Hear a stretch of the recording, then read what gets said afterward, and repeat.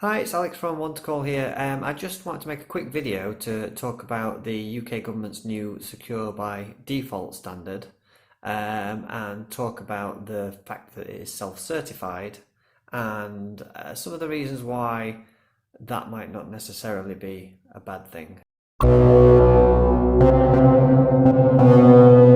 So, first things first, the new standard Secure by Default is being targeted specifically at video surveillance cameras, CCTV cameras, whatever you want to call them. The reason for this is because they are particularly targeted by hackers, online criminals, and terrorists, baddies.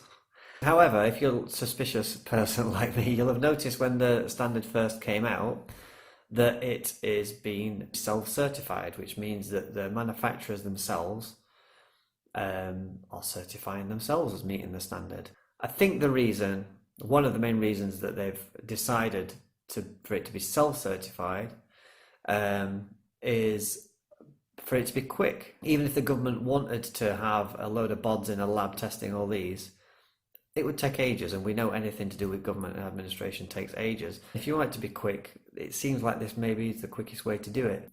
From a public point of view, you may think, well, if it's self-certified, then these manufacturers are just going to go, yeah, stamp, stamp, stamp, stamp, stamp.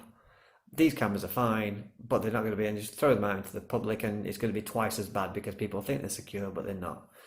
But I think there's three main reasons why this might work okay. One, The first reason is that anyone can make a challenge to the self-certification, and it means anyone. So that could be members of public, and it could be competitors. Two things there. I mean, members of the public, not everyone is techie enough to look inside an IP camera and tell you whether it's secure or not, but a hell of a lot of people are. And if we know anything about people on the internet, it's that they love to tell you when you're wrong. So there'll be loads of techies, including the installers, who would love to get inside and have a little rummage and highlight anything that's wrong. I know they like doing that because I work with a lot of them. And then obviously competitors can highlight flaws with their other competitor brands.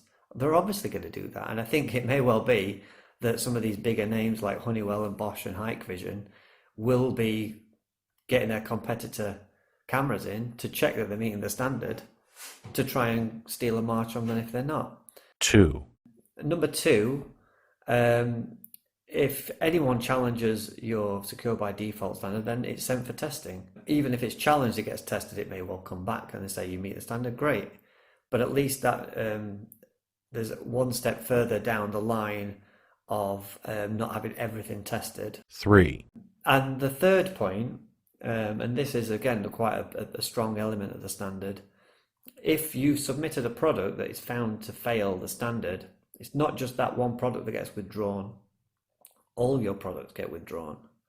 So that's obviously a big threat. I talked earlier on about these big manufacturers like Bosch and Hikvision. They've got a huge range. What you don't want, obviously, is that entire range being brought into doubt. And obviously, from a public relations point of view as well, you wouldn't want articles saying how your entire range of cameras have been taken off the shelves or whatever. So I think there are three elements that, although ideally in an ideal world, you'd want an independent verifier verifying such a standard. I think the fact that the government's taken action on this should be applauded, especially given the distractions that they've got at the moment. I think the fact that the big manufacturers come together to deal with this themselves as well should be applauded. And it's early days, but I think that there will be a certain amount of vigilance in the marketplace in terms of checking this, because I think that the manufacturers themselves see that there's an issue in the wider marketplace with maybe some cheaper products coming in from other markets, or people moving across into the IP camera, rushing out quick products or whatever. And when that turns into an unsecure product being taken advantage of to do huge cyber hacks, then that, although they might think, well, we're different in the public's eye, that reflects badly on everyone. So I think that they'll really want the Secure by Default standard to work. so that they can separate themselves from other companies and say, look, we're doing it properly, we're secure by our products, and we'd certainly back them in that. What do you think? I mean, this is just my view, and it's early doors yet, but I mean, maybe you're more suspicious than I am, maybe you're more trusting than I am. Do you think this is going to work? Or do you think, have you spotted any flaws that you think are going to mean that it falls on its arse? Anyway, let us know. Anyway, I'll put some details in the description, links to the government site where you can check on what products are on the Secure by Default list.